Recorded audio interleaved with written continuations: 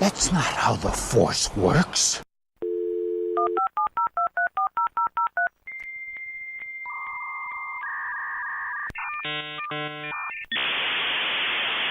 Is there anything other computer related on there in terms of work and stuff? Oh, I don't know. Let's have a look. I don't think so. If I can fly. Should fly. Don't bother me. Yeah, there is one, but I think we've probably kind of covered it. What was it? The fuck out of here. It's the worst experience with a company / commissioner / project / co-worker. Not asking you to name names. It's just how you dealt with horrible bosses of sorts. Also after reading them, it's like game streaming, but we're not doing that. That's probably it. There wasn't really much. Yeah, go for it. There wasn't really much about game development stuff. Phil, Hello? I think it went back out. We'll be back. I saw it going through the window. You have a fly swat that's shaped like Australia. Yeah. Right. The wacko. Oh, God. It was a gift. Have either of you read, this is from Bone Satellite, have either of you read Atomic Robo comics? What do you think of them? Who would be best to carry out a movie adaptation? I say Edgar Wright and Simon Pegg on this last one, but what do you think? I've never read it. Nope, me neither. Right, okay, moving on. I put that in just so we should go. We probably should have, because I think it's quite, mythical. Never read it. There's a lot of material out there which we haven't read. No, but I put that in there For the simple fact, there's a lot of material out there. On a similar vein, Lord Sathian, how do you feel about the Archie comic Sonic officially being cancelled so close to hitting its 300th issue? I have no opinion. You never read it. Did you ever read the UK Sonic one? Because there were two Sonic comics. I never read Sonic comic. There was a UK one, and then there was the Archie one, which does have a lovely. Did you ever watch the Sonic the Hedgehog cartoon? Nope. Right. Okay. Well, I have no opinion. I mean, don't get me wrong. I grew up on Sega, and I love Sonic. It's awesome. I just never bothered with any of the peripheral stuff because it was a lot like Sonic the Hedgehog fanboy. Yeah, so was I. But I do like the sequels. It's like the sequel games. It's like. But for the sake of answering this guy's question, I read the UK Sonic the comic an awful lot. Yeah. For most of its run, like I said, because I was a Sonic the Hedgehog fan. Yeah. And I really actually liked some of the artwork that was in it. They had some quite good artists that did some. I can't remember any of the names. I've seen some stuff. But a lot of the artwork in the Fleetway comic, that's the UK one, was infinitely better than what you saw in the Archie comic, the US version. Right. The US version seemed to follow very closely to the cartoon, or rather the cartoon followed closely to the comic. I think the comic came first. But I was never really a fan of the Archie one. I felt it was very... They made it feel very fairy tale. Right. It didn't feel like it was connected to the video games. Interesting. They built up their own fiction around it, and it felt more like a Sonic the Hedgehog fan comic. Interesting. because my Sonic for me has always been Sonic from the games. Yeah. So to have this sort of fairy tale kingdom built up around it, which didn't really nod in any way towards the games.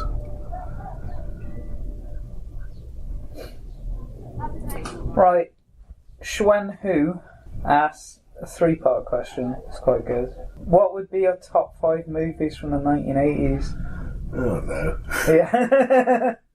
I thought it was a bit too good. You've got to have that. God. Well, I mean, there's all the films I grew up with, obviously. There's Back to the Future. Number 1. Yeah. Hands down. Yeah. For me. Back to the Future 2. There's 3 films. I'll put the Back to the Future series at number 1. Yeah. For me, that was... I mean, I know there's a lot of action films that I love from the 80s and stuff, which scream 80s, and I love 80s nostalgia and stuff, but I didn't pick up on those until much later on. No. So I'd have to say it was probably mostly the stuff aimed at a family audience. So stuff like Back to the Future, The Goonies, Indiana Jones.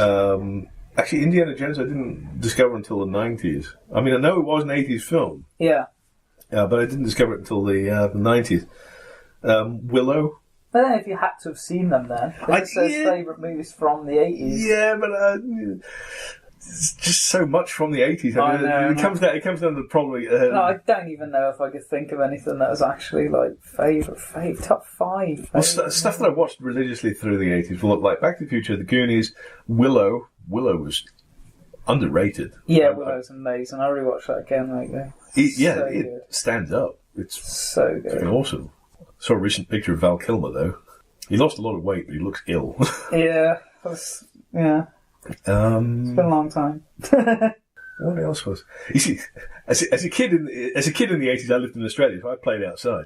Yeah, same here. I did. We used to have summers back then. I remember we actually used to get the paddling pool out and stuff.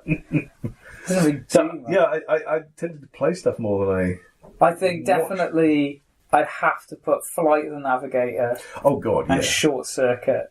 I remember watching Circuit. I remember watching both of those loads. I think I watched Short Circuit 2 more than I watched the original Short Circuit. I hated the second one because they beat him up in that alleyway. Yeah, it really upset me. That's what made that's why it's not that high on my list, because that kind of depressed me. It was horrible. Yeah, I hated it. It really upset me as a kid. Yeah. Yeah. So, Flight of the Navigator, The Short Circuit, Ghostbusters. How could I not put Ghostbusters in the list? I'm just trying to think of what I used to watch over and over again.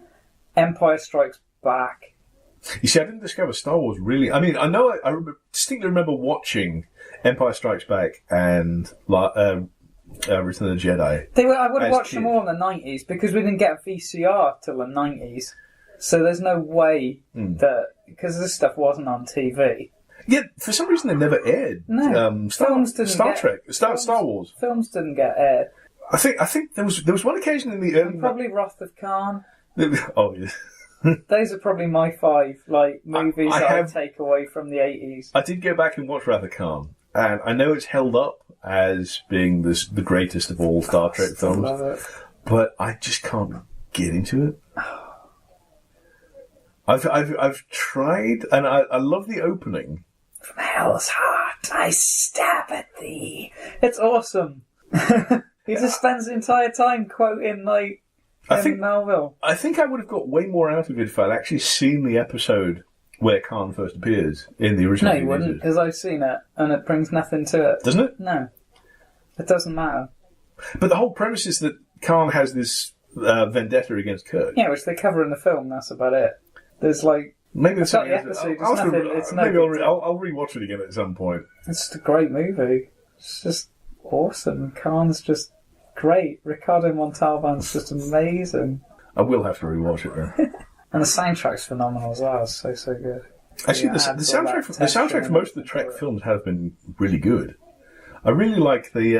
It's James Horner, and he reused a whole bunch of it to do the score for Aliens. Because, oh no. Yeah, because it had about 5 minutes for him to do the score, so he took loads of stuff from it and rehashed it. I really love the soundtrack to Star Trek First Contact. That's got a wonderfully sort of... I can't remember it well enough, but that's slightly It's grand but melancholy. I remember First Contact's an amazing film. It's a brilliant film. Did what's his name? The guy that plays number 1. What's his name? Lieutenant Riker.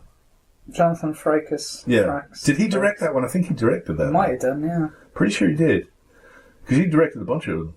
Yeah. He didn't direct Generations, but I'm pretty sure he directed... That's alright. Generations is Contact. Not great. I did shed a tear at the death of Kirk. Oh, yeah. Because you can't not. I did, yeah. Just wish it had been better. It's heartbreaking. Yeah. But that's kind of what makes it so heartbreaking as well, is it's a bit of a rubbish way to go. After all that, that's it. I don't know. He went out as more of a badass than fucking Han Solo did. Well, yeah. They died on bridges, didn't they, as well? You have seen that by this point, haven't you? Of course I have. It is like a year. I actually fucking see it in the cinema. And that probably answers why I haven't rushed out to see Rogue One. Oh, Rogue One's a completely different film. I know it is, but at the same time, I wasn't excited because I thought, oh man, I thought like whatever episode it is, 7 or whatever, was shit. It was terrible. I hated it. I mean, I watch it as part of the canon, sure, but in the same way that I watch... Can I say that? I think it feels small, it feels like a TV movie, and it's so odd. It doesn't feel like a TV movie, it just doesn't feel like a very good story. It didn't feel epic. And you know, one of the things that I picked up on, and it comes back to that thing we talked about with the moon, the shot of the suns. Yeah. There's no time taken for moments of grandeur, which you had in the original movies, where they'd take a moment to just go, look where we are. And you'd have a lovely little musical swell and just a moment. And then you feel like, when I remember watching it in the cinema, because I was consciously aware of this, that's how bad it was.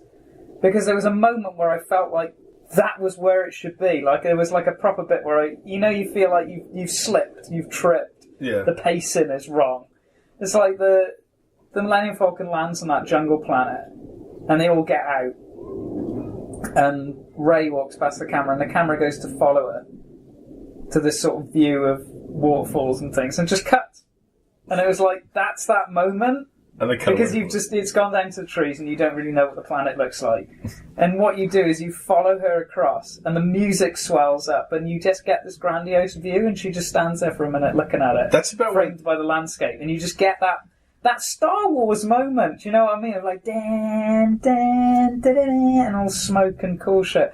And there was never a moment. The film never gave you a moment to take in what was going on. It was always just on to the next thing, on to the next thing, on to the next thing. And also, once they left the planet, once she found the Millennium Falcon, which she could fly effortlessly, I don't even know if we want to go down that road of an argument. Literally from that moment onwards, it just felt like a best of. Yeah. It's like, as soon as the older characters turned up, it's like, oh, here's that famous moment, and here's that famous moment, to the point where they even made a joke about the exhaust port. Oh, there's always some weak spot. I was like, oh, fuck off. Fuck off. You can't. You're right. It's fine until they leave Jakku. Yeah. And I mean, I've read up a bit after the fact. Do you know why Jakku is so important? No. It's where the Empire was finally defeated. Oh, right. Okay. It's where the last of the Imperial forces rallied against Might be nice to have mentioned that. Which is why there's a whole Star Destroyers littered around there. I didn't know anything about this until a couple of weeks ago. I got the art book for it, and the amount of stuff in the art book. The way they went about making it is just all ass backwards. And the amount of stuff in there where they're talking about what the film was going to be, how they thought it was supposed to go. And you're like, there's a mixture of infinitely better and batshit crazy. And there's just like, because like the way they did it is they got a whole room full of artists, like a shitload of concept artists, and just said make a load of stuff. But that's what George Lucas did with the freaking prequels. And I know. the problem with George Lucas is not how you do a movie. You write a script. The problem with George Lucas's approach, he got the people to do exactly the same thing, but then he tried to shoehorn everything in there. That's why it looks so messy. But it's mental, and the way they also talk about it in the art book is like they're talking like, oh yeah, this. It's almost like they wrote the art book before they saw what the final film was going to be. Because they talk about stuff as if it's in there. It's like, oh yeah, this was the design for that sequence when this happened. And you're like, the fuck are you talking about? Because that sounds amazing. And it is not in the film. And there's just loads of that. It's like, oh yeah, the design for this bit of that action sequence on this planet. And you're just like, I want that film. Where is that film? There's a whole bit, right, where they have to go get the plans for something, I can't remember, that are on the original, like, we're in the Emperor's throne room on the original Death Star, and it gets blown up and bits of it rain down on the planet, and they have to go into an ocean to find the Emperor's... On Endor. That would be fucking awesome. There's a huge section of the Death Star underwater with the Emperor's throne room on it, and they have to go down into that would how awesome a reveal it's fucking amazing. The artwork for it is mind-melting, and there's tons of stuff like that. That's just one idea that I can remember. The book is just it's so depressing. It really annoyed me because I bought a book and it was awesome because the artwork's amazing, and I sat and read chunks of it, and I was just there with my fist in my eye going, why have I not got that film? Why did we get this? thing which didn't know what it was, because it doesn't know who the focal character is. You're introduced with the stormtrooper, who feels like he's going to be the lead character. Well, and then it suddenly swaps to her, and then they kind of forget about him and dump him in cryosleep. Well, they were trying to set him up as a red herring. They were trying to make it look, right. Oh, this guy's the Jedi. Do that. I mean, I know they start off with the droids in the first film, leading you in to meet Luke, who's the lead. But the droids aren't the main character because they're fucking droids. If anybody's listening to this in the future and droids are like a species now. We like that you. Wasn't meant to be droidist. I'm sure you can have films about droids.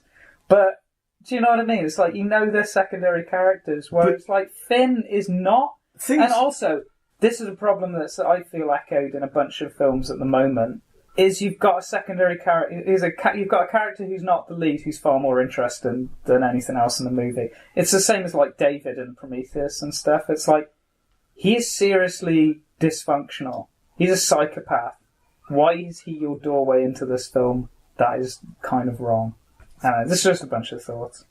I think you are introduced to the droids first in Star Wars. Yeah, Star Wars, because they're on the blockade runner, and then they get in a little pod and crash on Tatooine. And but sort of in the same scene, you're introduced to Darth Vader and Princess Leia. Yeah, who are much more important characters than the droids. But I think the whole point was that... Yeah, it's like you're told straight away who Vader is by the way he's introduced. The droids are still present right the way through the story. It's not like we dropped them. No. I don't know, I just feel like there's a lot of problems with that movie, and it just feels like... It feels to me like it didn't know what it was, and that it's trying to please a lot of people. Obviously, it had to.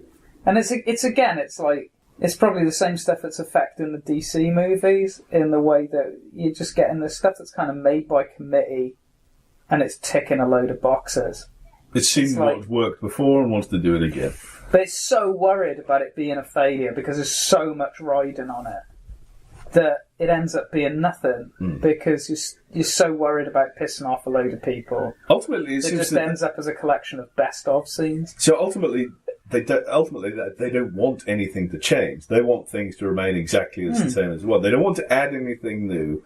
They don't want to. It's too they don't want to subtract anything that's come before. So basically, they just want to sell you the same photocopy over and over again. Yeah, exactly. Because they know that's what you like, and that's why they keep making sequels. We're back to that whole thing. It's like, it's like, this worked. It works. Don't try anything new. Sell them the same thing again, repackaged. Yeah. I just remember being massively underwhelmed by it. I mean, I know there's that idea that you could have hyped it up a lot, but I didn't think I had. Well, I don't know. The thing is, I really don't understand why Disney ignored all of the expanded universe. Because ever since Return of the Jedi, you canned it all. Yeah, ever since Return of the Jedi, you had hundreds of good writers and good artists producing material, which was all gradually over the course of a period of decades. Yeah, was all laid out. It was all laid out in a timeline that was consistent and worked.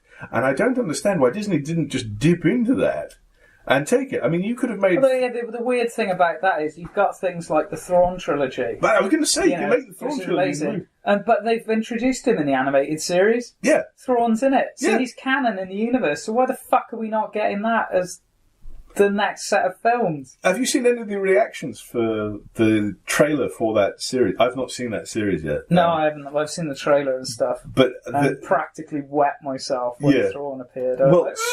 So did a bunch of other people. Those reaction videos and stuff. It was really weird because we went to the Star Wars convention that weekend that it came out. Mm-hmm. And there was like a rumour about... Now, what was it? There was like somebody mentioned it in a queue or something, and Helen was like, "What?" You overheard. Because Helen was like, "Is the biggest Star Wars fan." The rumour spreads like a virus. Yeah, and she was like, "We need to check this out." And like when we went home, it was like we just Googled it, and I was like, "Oh my fucking god!" And just sent her the video. I was like, "Oh my god, it's fucking it's so cool. This is like the best villain ever." And those books were amazing. The Thrawn trilogy was incredible. Timothy Zahn. Fucking hell. I mean, I don't read a huge amount of fiction in terms of novels and stuff. But those Star Wars books, I felt that they were like the first official canon sequels. They were authorised by George Lucas and stuff. Lucas read them first and authorised them. So yeah, go ahead with it. They were phenomenally good. And I thought they were the perfect continuation of the trilogy, the original trilogy. And it just baffles me, utterly baffles me that Disney did not use them. Oh, I just don't understand where Disney are coming from. I really don't. To have canned decades of work by hundreds of really talented people. I can't see the logic. I try to look at it. What's the point? It doesn't matter. I mean, I try to look at it from a corporate point of view. Yeah, of course. I try to look at it from a corporate point of view. How does doing what you did make you more money? Yeah. I mean, as it stands, yeah, it made you money short term. But you can't really resell any of that stuff now and republish it and all those kind of things. There's a whole avenue of like cash that you've sealed off from yourself by saying that it's not. Because I mean, official law anymore. By making the Thrawn trilogy into movies, you could have then resold the books to an entire new generation of people who have never read them. Totally. And you can tie in the animated series as well because you've got Thrawn in it. Yeah. Which baffles me even more. I just can't. Well, Thrawn was around in that period. Yeah, I know, but they've obviously introduced him because of that. Because the Thrawn trilogy. So, like, why? Unless the only reason that they didn't do that was because they wanted to bring back the original actors. And the original actors were way older than they would have been in those movies. Yeah, potentially. But then you could have recast it. I mean, you're going to have to, anyway. Yeah. They really should have. I mean, I know they can do that sort of rejuvenation thing with CG and stuff, but no. Personally, I sound really controversial now. I'm bound to piss a bunch of people off. But I just think they shouldn't have bothered putting the original characters in it. Because the film, Episode 7, is stronger when they're not in it. The part of the film that we both said is better is before Han Solo shows up. As soon as you get weighted down in what the original films were, it becomes this clunky look back at what's gone before. Yeah, the new characters were dynamic and interesting. As opposed to let's tell a different story. The new characters were way more interesting. But, I mean, the route it looks like... Because the universe has moved on. It's the future of that universe. It's different. I mean, the only character would have had returning, and you wouldn't have even had to use the same actor, would have been Luke Skywalker. Yeah. Because he's sort of integral. The Skywalkers are integral to the movies, the overarching story. Because, I mean, it starts off with Anakin Skywalker, so you've got to continue that. Because, you could have thrown a real curveball in there and had him dead. Find his grave. Yeah, you just find his skeleton in this old Jedi temple on some planet somewhere, which opens the door to a whole bunch of stuff. It's like, who killed him? And all those kind of things.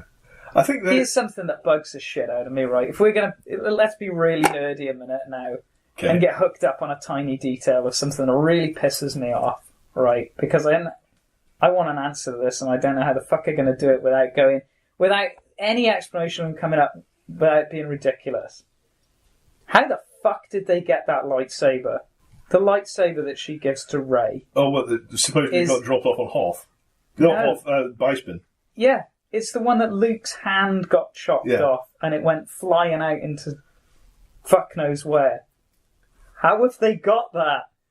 I think what they're trying to... What the fuck? I think the idea is it got caught in Cloud City or somewhere, but that doesn't make any sense because that's what I mean. Anything they come up with to explain that is just going to be like, no. Because, I mean, Skywalker himself got sucked out into the atmosphere and stuff, and he would have dropped off into if he hadn't grabbed hold of something, that thing's gone. It fell into a gas giant. Best case scenario, it ended up in the trash, and it's got compacted. I know it's like a tiny little bit of detail, but that also proves the issues with the film. We're hooked up on tiny little details like that. But it was more interested in asking questions. It didn't actually have any resolution to it. It asked way too many questions. There's more mystery than anything else, and it's like, it's about balance. You can't just go, it was a film that was more interested in setting up the sequel rather than telling its own story. Yeah, totally. 100% agree with that. Because it was no story. Nothing happened. It was just a bunch of... Somebody built a bigger Death Star. It's like, really? That's the best you can come up with? A big ball that shoots lasers. Again? Really? We tried this twice and it kind of didn't work. There's one thing. There's one last thing that I want to point out. J.J. Abrams doesn't know how space works. Nothing. What an amazing line. Sorry. Abrams seems to think that everything happens next door to each other. Like in Star Trek, Kirk gets dumped on another planet. Yeah. And then watches. Oh no, not Kirk, but Spock is on. Yeah, and he watches his home planet sink in.